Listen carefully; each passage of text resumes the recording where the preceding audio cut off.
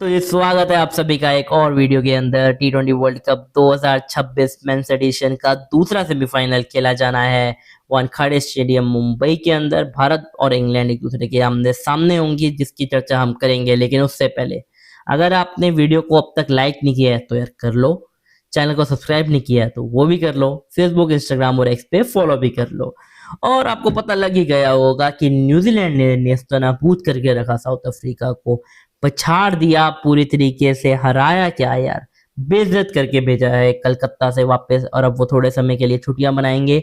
Video आ चुकी है उस मैच के रिलेटेड भी, जल्दी से जाके देख लो।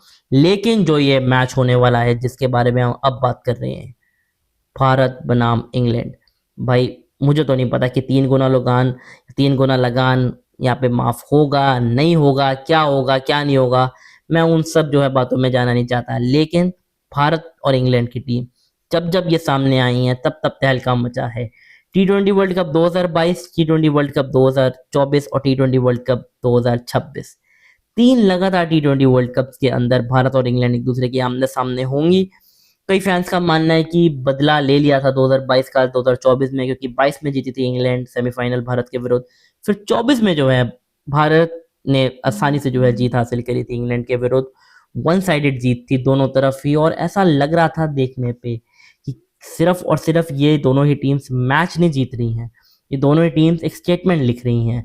और वही देखने को मिलेगा शायद इस 2026 के T20 वर्ल्ड कप के सेमीफाइनल के अंदर भी, क्योंकि जो भी टीम जीतेगी ऑब्वियसली वो फाइनल में अपनी जगह बनाएगी। अहमदाबाद नरेंद्र मोदी स्टेडियम के अंदर 8 मार्च को the big final, the big finale खेला जाना है। लेकिन उससे पहले भाई टेंशन की बात है कि कौन सी टीम कैसे परफॉर्म करती है। आइए एक बारी चर्चा करते हैं भारत का कैसा सफर रहा है इस T20 वर्ल्ड कप के अंदर।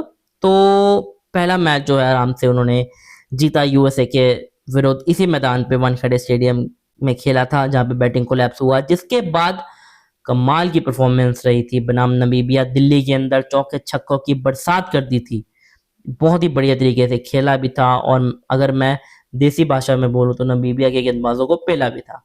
फिर पाकिस्तान के विरुद्ध आप कोलंबो गए और बड़े जो है वन साइडेड मार्जिन से आपने हराया। नीदरलैंड्स के विरुद्ध भी आप अहमदाबाद में आए और चारों के चारों आपने जो है लीग स्टेज के मैच बड़े आसानी से जीते। लेकिन फिर चैलेंज आया आपके सामने साउथ अफ्रीका, जिन्होंने अहमदाबाद के अंदर ना सिर्फ आपको हराया बल्कि आपको जो है आईना दिखाया। रियलिटी चेक हुआ कि 300 अलर्ट, ये अलर्ट, वो अलर्ट। बिल्कुल साउथ अफ्रीका ने ये चीज़ तो दृढ़ करके रख दी कि इतनी बिना कोई हलवे वाली चीज़ नहीं है क्रिकेट। और T20 क्रिकेट खासकर जब ICC इवेंट आए तो देखना पड़ेगा कि आप कैसे परफॉर्म करते हैं। आप साउथ अफ्रीका से हारे, लेकिन फिर आपने कमबैक किया बनाम जिम्बाब्वे, बनाम जो है वेस्ट इंडीज, दोनों ही मैचेस आप जीते। And now Indian cricket team it's into the semifinal.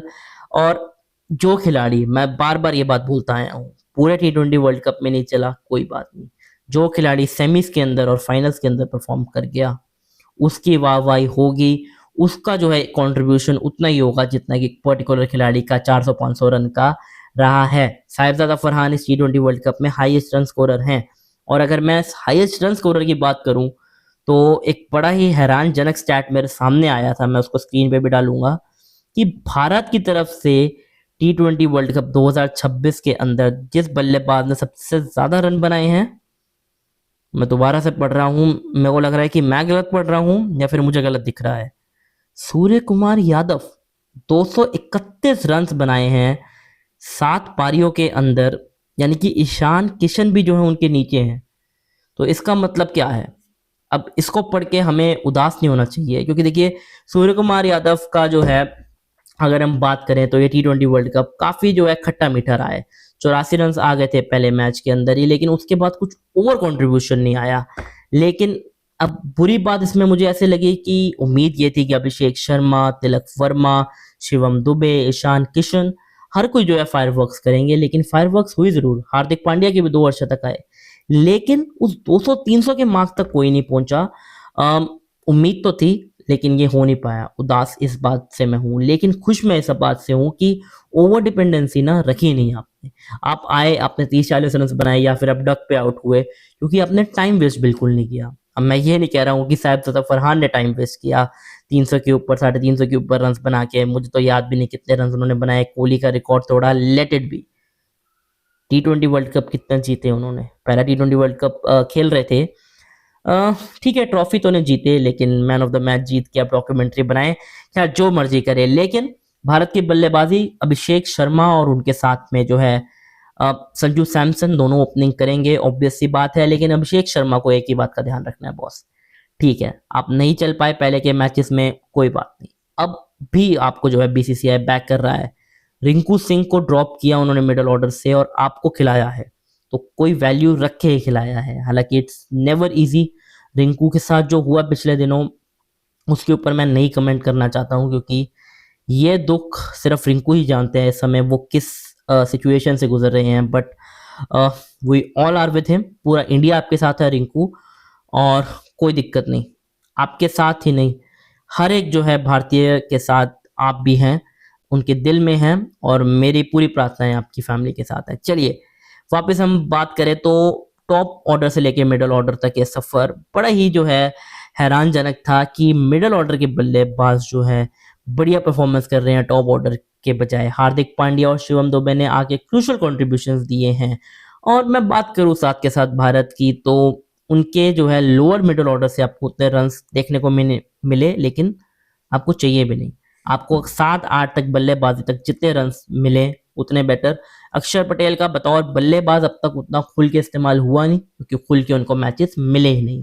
तो देखना पड़ेगा कि क्या परफॉर्मेंस रहती है भारत की यहाँ पे, क्या बल्लेबाजी में और तगड़ी परफॉर्मेंस होती है। तिलक वर्मा की तरफ से मैं यही एक्सपेक्ट कर रहा हूँ कि जैसे कि चेन्नई में भी देखने को मिला था कि उनको तेज खेलना होगा। शिवम दुबे क्रूशल कॉन्ट्रीब्यूशन देते हैं आके इंपॉर्टेंट स्टेज के ऊपर, और वही उनको करना है। उनके तरफ से 20-25 रन चाहिए 17-18 गेंदों पे, या फिर 8-9 गेंदों पे भी वही 20-25 33 रन 35 रन चाहिए कि एकदम से आके जो है पूरे के पूरे मैच का सिनेरियो बदल दें।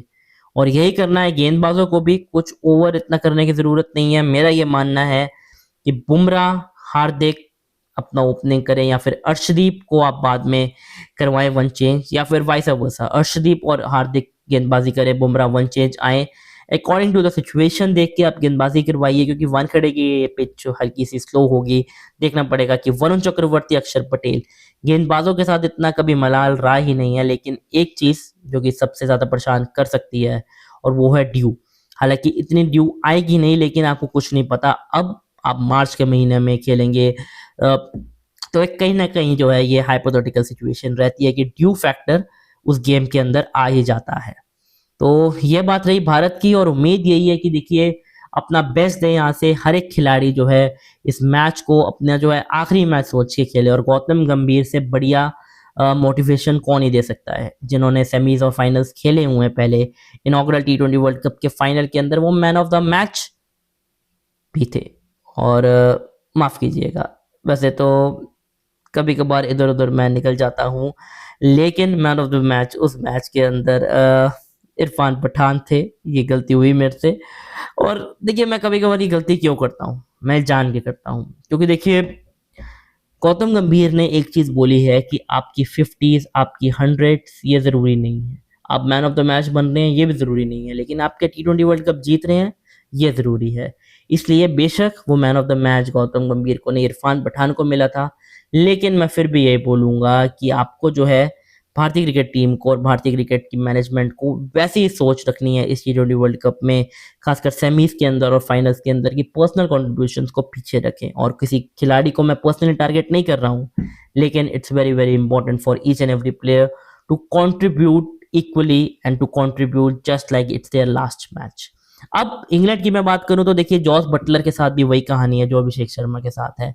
फ्लॉप शो चला है, अब तक बल्ला नहीं चला है, और वानखेड़े से बढ़िया कोई मैदान नहीं होगा। सामने भारतीय गेंदबाज जिनके जो है अगर हाथ से ड्यू वाली गेंद फेंकी जाएगी तो ऑब्वियस सी बात है कि फायदा उठाएंगे। उनके साथ में जो है फिल सॉल्ट, जिनका भी जो है ये T20 वर्ल्ड कप कुछ उतना खास नहीं रहा, लेकिन उम्मीद है कि ये भी जो है पूरी तरीके से बढ़िया परफॉर्मेंस करेंगे। हैरी ब्रुक जो एक शतक लगा चुके हैं T20 वर्ल्ड कप में, उनका बखूबी साथ निभाएंगे टॉम पैंटन। और देखना पड़ेगा कि मिडल ऑर्डर यहाँ से कैसे बल्लेबाजी करता है, क्योंकि जहां तक मैं इंग्लैंड की बात करूं, इनके स्क्वाड की बात करूं, तो एक नाम जो मेरे दिमाग में हमेशा से ही आता है, लियम लिविंगस्टन। उस खिलाड़ी को या फिर उस बल्लेबाज को कैसे दरकिनार किया गया, क्यों पीछे हटाया गया? क्या वो इस T20 वर्ल्ड कप के सेमीफाइनल में बड़ा कंट्रीब्यूशन दे सकते थे? बिल्कुल दे सकते थे, और इसके बारे में देखना पड़ेगा कि क्या जो है चर्चा रहती है, क्योंकि जैकब बेथल वो ऊपर आके अब खेल रहे हैं। विल जैक्स वो भी नंबर 3 नंबर 4 पे खेलते हैं, लेकिन वो अब नीचे आएंगे। रेयान अहमद, लियाम डॉसन, इनके रूप में आपके पास जो है वो दृढ़ स्पिनर्स रहेंगे, जो कि आपकी मदद करेंगे उस पर्टिकुलर स्कोर को डिफेंड करने की जो भारत बनाएंगे, या फिर जो है पहले गेंदबाजी करके जो है जितना जल्दी रोक सके भारत को, उसको रोकने की। पेसर्स भी जो है काफी कमाल के हैं, ल्यूक वुड, जॉश जंग, ओवरटन, जोफ्रा आर्चर, तो कमी किसी चीज की नहीं है इंग्लैंड के पास। ऑलराउंडर्स भी आदिल रशीद के रूप में एक जेन्युइन लेग स्पिनर भी है, जिसको 10-15 साल के ऊपर हो गए हैं खेलते हुए। और ऐसा लग रहा है अब देखते ही देखते कि आदिल रशीद जो कि सबसे एक्सपीरियंस स्पिनर है ना, मुझे तो यही लग रहा है कि इस पूरे के पूरे सेमीफाइनल के अंदर इनके जो 4 ओवर्स रहेंगे उसको बड़े आराम से खेलना पड़ेगा भारत को। बाकी बल्लेबाजों को आपको टारगेट करना पड़ेगा, लेकिन एक बल्लेबाज भारत की तरफ से जो कि आसानी से खेलेगा आदिल रशीद के खिलाफ, वो होगा शिवम दुबे। देखना पड़ेगा कि उनको कितनी जल्दी ऊपर भेजा जाता है और कब भेजा जाता है और कहाँ भेजा जाता है, क्योंकि देखिए ये भी देखना पड़ेगा कि नंबर 3 के बाद क्या 4 पे भेज रहे हैं या फिर उनको आप नंबर 6 पे भेज रहे हैं। सिचुएशन के अकॉर्डिंग जो है गौतम गंभीर फैसला लेंगे, लेकिन एक बात तो है बॉस, ये मैच वन साइडेड नहीं होगा। सेमीफाइनल नंबर 1 तो वन साइडेड हो गया, पर अब मुझे नहीं पता कि मेरी कंट्रीब्यूशन ठीक होगी या गलत होगी, लेकिन जो भी होगा आपको ये करना है, वीडियो को लाइक करना है, चैनल को सब्सक्राइब करना है, और प्रार्थना करनी है कि टीम इंडिया जीत जाए, तो हम खुशी खुशी जो है इस सेमीफाइनल नंबर 2 का पोस्ट मैच एनालिसिस भी करेंगे और साथ के साथ और भी बातों पे चर्चा करेंगे। चलिए एक्स, इंस्टाग्राम और फेसबुक पे फॉलो भी कर लीजिए, वीडियो को लाइक भी कर लीजिए, और अपना ध्यान रखिए, ख्याल रखिए। जय हिंद, जय Bharat, good night, take care.